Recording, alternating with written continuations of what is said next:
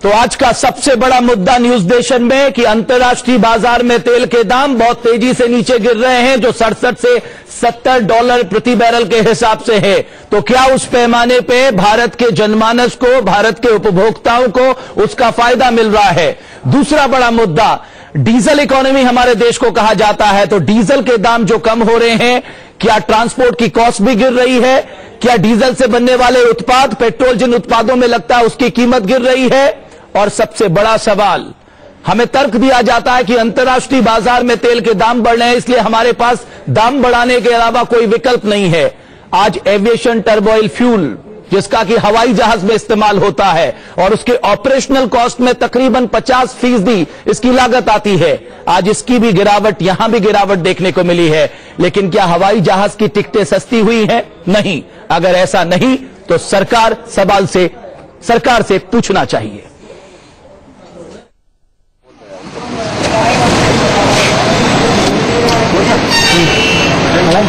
आपकी जेब के अच्छे दिन आते रह गए। जिस कच्चे तेल के दाम से पेट्रोल और डीजल की कीमतें तय होती हैं, वो पिछले 5 साल के रिकॉर्ड गिरावट देख रहा है। लेकिन तेल उत्पादों की कीमत में उस मुकाबले कमी नहीं आई। नतीजा, अंतर्राष्ट्रीय बाजार में तेल के भाव गिरने के बावजूद जनता को उतना फायदा नहीं मिला। पिछले आंकड़ों पर नजर डाली जाए तो साल 2007-2008 में कच्चे तेल की कीमत औसतन $80 प्रति बैरल थी। उस वक्त राजधानी दिल्ली में पेट्रोल की कीमत 42 से 45 रुपए के बीच थी। अब अंतर्राष्ट्रीय बाजार में कच्चे तेल की कीमत तकरीबन $70 प्रति बैरल है, जो कि 6 साल पहले की कीमत से तकरीबन 12% कम है। लेकिन आम ग्राहक को दिल्ली में पेट्रोल की कीमत तकरीबन 65 रुपए प्रति लीटर देनी पड़ रही है, जो 6 साल पहले की कीमत से तकरीबन 40% ज्यादा है। ये तो हुई 6 साल के लंबे दौर की बात। अब जरा एक नजर पिछले 6 महीने के उतार चढ़ाव पर डाल लीजिए। जून 2014 से लेकर अब तक कच्चे तेल की कीमतों में तकरीबन 40% की गिरावट दर्ज की गई है। लेकिन तेल से बनने वाले सामान के दाम इस मुकाबले कम गिरे। पेट्रोल के दाम अभी तक सिर्फ 11% ही कम हुए। डीजल की कीमत 8% कम की गई है। पेट्रोल के दाम उम्मीद के मुताबिक कम नहीं हुए तो उधर सरकार ने एक्साइज ड्यूटी का भार भी बढ़ा दिया। नवंबर 2014 में मोदी सरकार ने डीजल और पेट्रोल दोनों पर प्रति लीटर ₹1.5 की बेसिक एक्साइज ड्यूटी लगा दी। 2 दिसंबर को इसके आगे बढ़ते हुए पेट्रोल की एक्साइज ड्यूटी ₹2.25 और डीजल पर ₹1 कर दी गई। एक अनुमान के मुताबिक एक्साइज ड्यूटी बढ़ाने से सरकार को तकरीबन 20 से 21 हजार करोड़ रुपए सालाना आमदनी होगी। अजब बात यह है कि उत्तर प्रदेश राज्य परिवहन की बसों में दाम कम करने की मांग राज्य बीजेपी यूनिट कच्चे तेल के कम होते दामों के बिना पर ही कर रही है। जब सरकार के सामने इन सवालों को रखा गया तो सरकार ने मूलभूत सुविधाओं का हवाला देते हुए पैसा जुटाने की दलील दी और कहा कि कीमतें सही जगह पर हैं। देखो, लोगों पे हमने तो सस्ता किया, थोड़ा बहुत पैसा जिस प्रकार की हमको लिगासी में जिस प्रकार की दिवालियापन मिली थी, बैंकरप्सी मिली थी कि आखिर देश में बिजली नहीं पहुंचनी चाहिए, गांव में पानी नहीं पहुंचनी चाहिए, स्वास्थ्य सेवा नहीं मिलनी चाहिए, कुछ मौलिक चीजों के लिए सरकार अपने रेवेन्यू डेफिसिट को पूरा करने के लिए कुछ कदम उठाए हैं। लेकिन हमारी पहला शर्त रहा कंज्यूमर को बोझ ना देते हुए। सरकार के तर्क अपनी जगह पर हैं, लेकिन आम जनता को जितने अच्छे दिनों की उम्मीद थी उसका इंतजार अभी पूरा होता नहीं दिख रहा है। Team news nation. तो सवाल इस बात को लेकर है कि वाकई क्या उस स्तर पे दाम कम हुए हैं जिस स्तर पे अंतर्राष्ट्रीय बाजार में कम हुए हैं, और क्या जो विभिन्न लागत है, कम से कम परिवहन में डीजल बड़े पैमाने पे खर्च होता है, क्या परिवहन व्यवस्था में कमी आई है, उसके टिकटों में कमी आई है, रेल भाड़े में कमी आई है, हवाई जहाज के टिकट सस्ते हुए हैं, खाने पीने के सामान सस्ते हुए हैं? अगर इन सब सवालों का जवाब आप ढूंढने निकले तो आपको जवाब में मिलेगा ना। और इसीलिए न्यूज नेशन ने आज ये सवाल उठाया है और हमारे साथ बहुत ही खास मेहमान जुड़ रहे हैं इस पे चर्चा करने के लिए। भारतीय जनता पार्टी से संबित पात्रा, अर्थशास्त्री शिवाजी सरकार, कंज्यूमर एक्सपर्ट बिजॉय मिश्रा साहब और आईएमसी के प्रेसिडेंट प्रबोध ठक्कर साहब, और कुछ ही देर में हमारे साथ शहजाद पूनावाला भी जुड़े हुए हैं। शहजाद पूनावाला, आप लोगों ने जो 25 यू-टर्न दिखाए थे उसमें से एक ये यू-टर्न भी है कि आपने डीजल प्राइस को डीरेगुलेट करने से पहले क्या कुछ कहा, आपने रेल फेयर बढ़ाने को लेकर क्या कुछ कहा, प्रधानमंत्री मोदी ने क्या कुछ ट्वीट किया। लेकिन मेरा पहला सवाल संबित पात्रा साहब आपसे, क्या आप मानते हैं कि जिस पैमाने पे अंतर्राष्ट्रीय बाजार में तेल के दाम, कच्चे तेल के दाम कम हुए हैं, घरेलू उपभोक्ताओं को भी उस पैमाने पे फायदा मिला है? देखिए, बहुत स्पष्ट रूप से आज तेल मंत्रालय में ये स्टेटमेंट जारी किया है और कहा है कि जो भी पैसा जो एक्साइज ड्यूटी लगाई गई है उससे आएगा वो वेलफेयर स्कीम्स पे खर्चा होगा। और जिस प्रकार 70,000 करोड़ रुपए का रेवेन्यू डेफिसिट इस सरकार को मिला है, ये बड़ा आवश्यक है कि उस रेवेन्यू डेफिसिट को भी फुलफिल करने की आवश्यकता है। मगर ये सब करते हुए सरकार ने ध्यान रखा है कि कंज्यूमर के ऊपर किसी प्रकार की मार नहीं होनी चाहिए। इस कारण से एक्साइज ड्यूटी लगने से जो भी पैसा अतिरिक्त होता वो पैसा स्टेट ओन फर्म्स ही भुगतान कर रही है। किसी प्रकार रिटेल के प्राइस में पेट्रोल हो या डीजल उसकी बढ़ोतरी नहीं हुई है। संबित, मैं एक बात यहां पर कहना चाहता हूं आपसे, आपके पेट्रोलियम मंत्री और यूपीए के पेट्रोलियम मंत्री के बयान में कोई अंतर नहीं है। आपके तर्क बिल्कुल एक से हैं। यूपीए के पेट्रोलियम मंत्री भी यही कहते थे, आप भी यही कह रहे, वो भी रेवेन्यू डेफिसिट, वो भी फिस्कल डेफिसिट की बात करते थे, आप भी कहते थे। मेरा सिर्फ सवाल इस बात को लेकर है कि आपने एक्साइज ड्यूटी बढ़ाई, ये सिर्फ सवाल नहीं है संबित। सवाल संबित यह है कि जून से लेके अब तक क्रूड ऑयल के 40% दाम कम हुए हैं अंतर्राष्ट्रीय बाजार में, एलपीजी के 17% आपने कम किए हैं, पेट्रोल में 11% आपने कम किए हैं, डीजल में 8% आपने कम किए, एटीएफ में आपने 14% कम किए। मेरा सवाल यह है, जिस पैमाने पे कम हुए आपने यहां कम क्यों नहीं किए? क्योंकि आपने तो वादा किया था जनता से। तो मैं आपको बता तो रहा हूं, जो भी इकोनॉमी का थोड़ा बहुत भी समझ रखेगा वो ये मानेगा कि जिस प्रकार से एम्प्टी कॉफर्स मिला है, अर्थात जो राजस्व मिलना चाहिए सरकार को वो मिला ही नहीं है। 70,000 करोड़ रुपए का रेवेन्यू डेफिसिट है। 4.1% फिस्कल डेफिसिट में हमने देश को आगे बढ़ाने की प्रतिबद्धता ली हुई है। स्वाभाविक रूप में ऐसे में जनता के ऊपर किसी प्रकार का बोझ ना पड़े, इन्फ्लेशन को टच किए बिना हम इस पूरे आंकड़े को कैसे छू पाए, वेलफेयर स्कीम्स को कैसे आज आप ये तर्क नहीं दे सकते। जब यूपीए सरकार तेल के दाम, एक्साइज ड्यूटी बढ़ाने की बात करती थी, डीजल को डीरेगुलेट करने की बात करती थी, रेल फेयर बढ़ाने की बात करती थी, आप लोग उसका विरोध करते थे, यहां तक कि आप भारत बंद बुलाते थे। आपके नेताओं ने यह तक कह दिया कि साहब इकोनॉमिक पॉलिसी रिफॉर्म के नाम पे जनता को नहीं लूटा जा सकता। ये आपका तर्क था संबित, आज आपका हृदय परिवर्तन कैसे हो गया? बिल्कुल, तो हमने कहां बढ़ा दिया है? तो हमने कहां रेट बढ़ा दिया है? जब से हम सरकार में आए हैं 7वीं बार हम रेट कम कर रहे हैं पेट्रोल की और तीसरी बार डीजल का रेट कम हो रहा है। वो अपने आप में ऐतिहासिक है। दूसरा, जो आप कुशन इफेक्ट की बात कर रहे हैं, देखिए भविष्य में रेनी डे भी हो सकता है क्योंकि ये एक वोलाटाइल इंडस्ट्री है। आज कम है तो कल बढ़ भी सकता है, इसलिए कुशन इफेक्ट करना भी आवश्यक है। Vijay Mishra, state own firms. Vijay Mishra, as a consumer expert, क्या हमारे देश के उपभोक्ताओं को इस कमी का फायदा पास ऑन हम कर पा रहे हैं या नहीं? नहीं, हम तो ये कहेंगे कि दर को तय करने के पहले पारदर्शिता लाना अनिवार्य है। आपको हर लोगों के सामने ये बताना होगा कि जो ऑयल कंपनीज है वो कितने पैसे बना रहे हैं इससे, ये फायदे से ऑयल कंपनी को कितने पैसे मिल रहे हैं। ये क्यों नहीं आप प्रश्नीकरण ला रहे हैं? आप क्यों नहीं उपभोक्ताओं को ये बता रहे हैं कि सारे पैसे आप उपभोक्ताओं के वेलफेयर के लिए यूज करेंगे? ठीक है, हम मानते हैं, आप यूज करेंगे, मानते हैं, दिखाइए करके कि किस चीज में यूज करेंगे, कहां पर डालेंगे और उस पैसे को कैसे आप उपभोक्ताओं के संरक्षण के लिए या उपभोक्ताओं के हित के लिए यूज करेंगे। आज कभी भी बढ़ जाता था प्राइस कच्चे तेल का तो आप तुरंत बढ़ा देते थे, ऑयल कंपनी दौड़ते रहते थे मंत्रालय में प्राइस बढ़ाने के लिए। तो जब घट गया है, हो गया, जब घट गया है, ये भी जान रहा था विजय मिश्रा साहब की आने वाले दिनों में पर डे के हिसाब से रेट रिवाइज किए जाएंगे, बिल्कुल अंतर्राष्ट्रीय बाजार के हिसाब से। शहजाद पूनावाला, रेगुलेटर क्यों नहीं है? रेगुलेटर क्या कर रहा है? आप कह रहे हैं एक इंडिपेंडेंट रेगुलेटर की जरूरत है, मैं इस पे भी आऊंगा। शहजाद पूनावाला, आपके पेट्रोलियम मंत्री जो तर्क देते थे, आज के पेट्रोलियम मंत्री प्रधान साहब ने जो तर्क दिया उसमें आपको कोई अंतर आता है?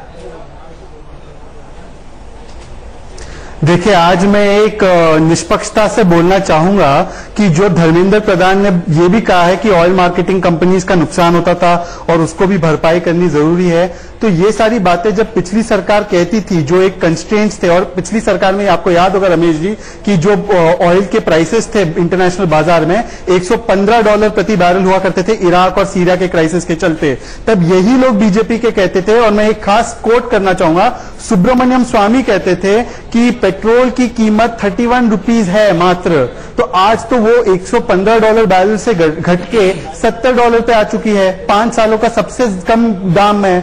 तो आप 30 या 35 या 40 रुपए पे क्यों नहीं बेच रहे हैं? आप क्यों आज भी 55-60 रुपए में बेच रहे हैं? बाकी सब छोड़िए, जब पिछली यूपीए सरकार के दौरान $80 प्रति बैरल हुआ था, तब डीजल के दाम 45 रुपीज थे, तो आप 55 के ऊपर क्यों बेच रहे हैं? और 10 रुपए कम कराइए।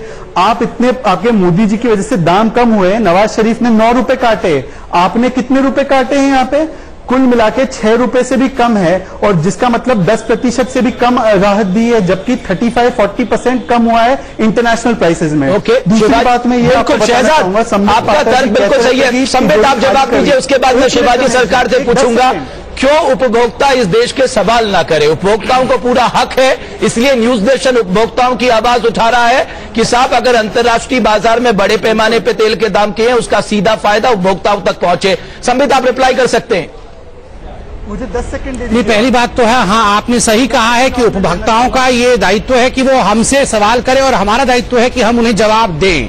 मगर जिस प्रकार से कांग्रेस ने अभी नवाज शरीफ और मोदी को कंपेयर करते हुए नवाज शरीफ को ऊपर दिखाने की कोशिश की है, ये मुझे बिल्कुल एक्सेप्टेबल नहीं है। मैं कांग्रेस से कहूंगा कि पहले अपने इस शब्द को वापस ले कि नवाज शरीफ जो कर रहे हैं मोदी वो नहीं कर रहे हैं। नवाज शरीफ ने ऐसे कहने की जहमत तक ना करे कांग्रेस। में वार्न करता हूं कि प्रधानमंत्री नरेंद्र मोदी जी को कंपेयर करने की कोशिश ना करें नवाज शरीफ के साथ।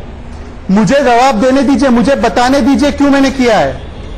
मैं इसलिए कंपेयर आप ये करिए भी मत, आप इकोनॉमिकली कंपेयर करिए, मगर इस प्रकार से हिंदुस्तान के प्रधानमंत्री नरेंद्र मोदी जी को नवाज शरीफ से कंपेयर करना और नवाज शरीफ को ऊपर कहना, ये कांग्रेस की बात आज हिंदुस्तान देख रहा है। देखिए हिंदुस्तानी आज न्यूज नेशन पे कांग्रेस के असली चेहरा को, कांग्रेस आज नवाज शरीफ को मोदी से बेहतर बता रही है। बात रखने का यह संबित केवल अपने जुमले सुनाएंगे, बिल्कुल नहीं। जो लोग देशद्रोही हैं, जो अपने प्रधानमंत्री से ऊपर पाकिस्तान के प्रधानमंत्री को रखते हैं, उन्हें मौका नहीं मिलना चाहिए। लेकिन मेरा मुझे बातें आप आपस में कर लीजिएगा। मैं सिर्फ उपभोक्ताओं की आवाज संबित आप तक पहुंचा रहा हूँ, उपभोक्ताओं की आवाज वहीं तक सीमित रखो। शहजाद मैं आ रहा हूँ आपके पास, मैं उपभोक्ताओं के लिए जवाब में दूंगा, मैं जवाब दूंगा। मुझे एक सवाल कहने दीजिए। सर बोलिए बोलिए शहजाद बोलिए, आप अपनी बात पूरी कर लीजिए। मैं पाकिस्तान के और भारत के प्रधानमंत्रियों की तुलना नहीं कर रहा। मैं ये कह रहा हूं कि जब अंतर्राष्ट्रीय बाजार में कुछ हो रहा है, जब पाकिस्तान में ज्यादा कटौती हो सकती है, तो क्या ऐसी वजह है कि भारत के प्रधानमंत्री उतनी राहत नहीं दे सकते जितना कि एक पाकिस्तान जैसा देश दे सकता है अपने नागरिकों को? आपके प्रधानमंत्री क्या पाकिस्तान के प्रधानमंत्री से भी गए गुजरे हैं? और दूसरी बात, आप कहते रहते हो कि तिजोरी खाली हो गई, आपकी आमदनी 3 गुना बढ़ी, आपकी आर्थिक जो दर है 3 गुना बढ़ी, आपकी फॉरेन एक्सचेंज 3 गुना बढ़ी, आपकी एक्सपोर्ट्स 3 गुना बढ़ी, और आज आपके शासन में पिछले क्वार्टर में जीडीपी 0.5% कम हुई है। शहजाद के संबित आप दोनों मेरे साथ बने रहिए, शिवाजी सरकार साहब 5 गुना घटा, और तो ये क्या, ठक्कर साहब भी मेरे साथ जुड़े हुए हैं। जब हम लौटेंगे हम अपने उपभोक्ताओं की आवाज भी अपनी जनता को सुनाएंगे, लेकिन बुनियादी प्रश्न वही है, अगर फायदा मिल रहा है तो वो पास ऑन क्यों नहीं हो रहा जनता को, जो जनता को सबसे ज्यादा आज के दिन जरूरत है? यही हमारा बुनियादी सवाल है। हम जल्द हाजिर होते हैं।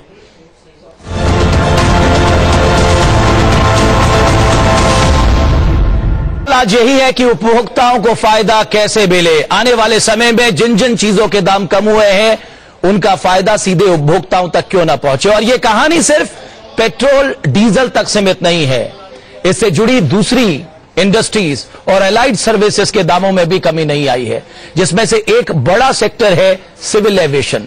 आज एक तबका ऐसा है जो हवाई यात्रा करने के लिए फ्यूल सरचार्ज की शक्ल में भारी दाम चुकाता है। कच्चे तेल की कीमतें नीचे आई हैं, एटीएफ के फ्यूल की कीमतें नीचे आई हैं, लेकिन फ्यूल सरचार्ज टस से मस नहीं हुआ। यहां पर यह बता देना भी जरूरी है कि एविएशन के 50% ऑपरेटिंग कॉस्ट में एटीएफ का योगदान होता है, तो यह दाम का फायदा उपभोक्ताओं को क्यों नहीं? हवाई यात्रा आज हिंदुस्तान के मिडिल क्लास की जरूरतों में शुमार होती जा रही है, लेकिन आसमान में उड़ने के लिए लोगों को कीमत भी आसमानी देनी पड़ती है और इसका एक बड़ा हिस्सा अदा होता है फ्यूल सरचार्ज के जरिए। फ्यूल सरचार्ज यानी वो कर जो हवाई यात्रा के एवज में यात्रियों को चुकानी पड़ती है। ये सरचार्ज टिकट की राशि का 20 से 50% होता है। मिसाल के लिए अगर एक टिकट 20,000 रुपए का है तो उसमें 5 से लेकर 10,000 रुपए तक ग्राहक को सिर्फ फ्यूल सरचार्ज के लिए चुकाने पड़ते हैं। जब अंतर्राष्ट्रीय बाजार में कच्चे तेल की कीमत नीचे आई तो हवाई यात्रा करने वालों की नजरें इसी फ्यूल सरचार्ज पर टिकी हुई थी। कच्चे तेल की कीमत 40% तक नीचे आई तो एटीएफ यानी एविएशन फ्यूल के दाम सिर्फ 14% ही कम हुए। किसी भी एयरलाइंस की ऑपरेशनल कॉस्ट का तकरीबन 45% एटीएफ में लगता है। अगर एटीएफ के दाम ज्यादा नीचे आए तो एयरलाइन की ऑपरेशनल कॉस्ट कम होगी, जिससे टिकट सस्ते होंगे। लेकिन ऐसा नहीं हुआ। एटीएफ में ज्यादा गिरावट नहीं आई तो टिकट भी सस्ते नहीं हुए। 6 महीने पहले कच्चे तेल की कीमत तकरीबन 6,366 रुपए प्रति बैरल थी, जो दिसंबर में 4,208 रुपए हो गई, यानी तकरीबन 40% कम। वहीं एटीएफ की कीमत देखें तो 6 महीने पहले एटीएफ तकरीबन 71,000 रुपए प्रति किलोलीटर था, जो आज तकरीबन 60,000 रुपए प्रति किलोलीटर है। एयरलाइंस घाटे का रोना रो रही है, लेकिन एक हकीकत यह भी है कि बाजार में मुकाबले को लेकर एयरलाइंस ने जिस तरह ग्राहकों को ऑफर और स्कीम दिए थे वो भी इस घाटे की वजह साबित हुए हैं। एविएशन सेक्टर के जानकारों के मुताबिक एटीएफ की कीमत कम नहीं होना इंडस्ट्री के लिए अच्छे संकेत नहीं है। जितने अभी क्रूड के प्राइस कम हुए हैं उसके रेशियो में अभी तक पेट्रोल जो एटीएफ है उसके प्राइस कम नहीं हुए हैं, क्योंकि सरकार ने कुछ अपनी इंटरनल मैकेनिज्म के हिसाब से वो थोड़ा सा एब्जॉर्ब कर रहा है, जो कि मेरे हिसाब से गलत बात है, क्योंकि इंडस्ट्री इस टाइम अपने सर्वाइवल के लिए लड़ रही है। एविएशन इंडस्ट्री की तरह कच्चे तेल पर आधारित दूसरे सामानों की भी कीमतें नीचे आती नहीं दिख रही हैं। Paint, rubber tyre, synthetic rubber, nylon ऐसे कई सामान हैं जिन्हें बनाने में तेल की जरूरत होती है, लेकिन कच्चे तेल की कीमत कम होने के बावजूद इन उत्पादों के दाम कम नहीं हुए। हाँ, लागत जरूर कम हुई, जिसका नतीजा मुनाफे के तौर पर सामने आया। जब से कच्चे तेल की कीमतें टूटी हैं तब से इन सेक्टर्स की कंपनियों के शेयर चमकते दिख रहे हैं। कच्चे तेल के सस्ते होने के बावजूद हवाई यात्रा का सस्ता नहीं होना समझ से परे है, और यही वो सवाल है जो हवाई यात्रा का इस्तेमाल करने वाले मुसाफिरों को कचोटता है। Team news nation. शिवाजी सरकार साहब, क्या पार्लियामेंट इस समय सेशन में है? क्या वित्त मंत्री को अपील नहीं करनी चाहिए इन सभी लोगों से कि वो पास ऑन करें ये फायदा उपभोक्ताओं को, खासकर अगर एविएशन सेक्टर की हम बात करें? देखिए, ये समस्या सिर्फ पेट्रोल तक ही सीमित नहीं है। पेट्रोलियम के दाम जो है और पेट्रोलियम पे जो टैक्सेशन है, और इसके साथ आपको ये भी याद होगा जब पेट्रोलियम के तथाकथित बुरे दिन थे तब भी कंपनियों का जो मुनाफा था उसमें कभी कमी नहीं हुई। मुनाफा हर साल बढ़ता रहा। जितने भी पब्लिक सेक्टर ऑयल कंपनीज हैं, पर हमने ये देखा कि वो अपना हर वक्त जोड़ना रोते थे कि हमारा अंडर रिकवरी है, और कभी किसी ने आज तक एक्सप्लेन नहीं किया व्हाट इज अंडर रिकवरी, जबकि इन रियलिटी वो प्रॉफिट्स रहा।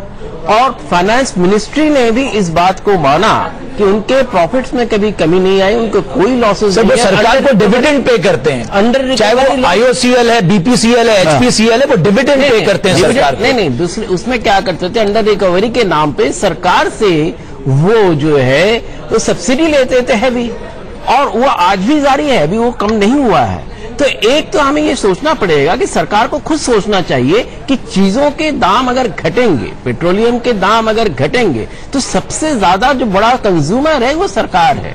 तो सबसे ज्यादा फायदा सरकार को होना है। सरकार के जो वित्तीय घाटा का हर सरकार रोना रोती है, तो वो घाटा उसमें अपने आप कम होता है। अगर पेट्रोल के दाम आज 40 रुपए कर दिए जाते हैं, और पर एक चीज मैं कहता हूं कि पेट्रोल के दाम अगर 40 रुपए किए जाते हैं, उसके साथ साथ इंडस्ट्री को ये नसीहत देनी पड़ेगी कि आपको भी सारे चीजों के दाम घटाने पड़ेंगे। सवाल वही है, सवाल इसीलिए हमने उठाया है कि जो अलाइव सेक्टर है, जिनको फायदा होता है इससे, वो पास ऑन क्यों नहीं कर रहे हैं। हम इस चर्चा को आगे बढ़ाएंगे, कुछ पलों के लिए यहां पर रुक रहे हैं, लेकिन हमारे साथ प्रबोध ठक्कर साहब भी जुड़े हुए मुंबई से। ठक्कर साहब, कुछ ही देर में मैं आपके पास आता हूं। मैं चाहूंगा उपभोक्ताओं के लिहाज से, उपभोक्ता क्या आज अपने को ठगा सा महसूस नहीं कर रहा होगा जब वो न्यूज नेशन की एक खबर देख रहा होगा कि साहब जो फायदा है उसकी जेब तक नहीं पहुंच पा रहा है।